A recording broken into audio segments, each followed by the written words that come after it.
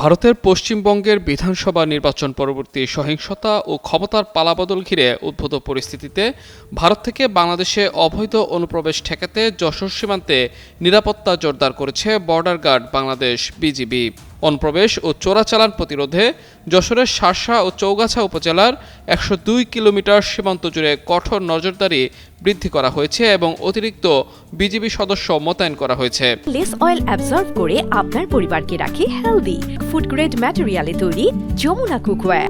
BGB জানায়, বেনাপোল সীমান্তের বিভিন্ন গুরুত্বপূর্ণ পয়েন্ট যেমন শার্শার রঘুনাথপুর, শিকারপুর, সাদিপুর, ঘিবা, পুটখালী, পাঁচফুলট, গোগা ও আন্দুলিয়া সীমান্ত এলাকায় অতিরিক্ত বিজিবি সদস্য মোতায়েন করা হয়েছে।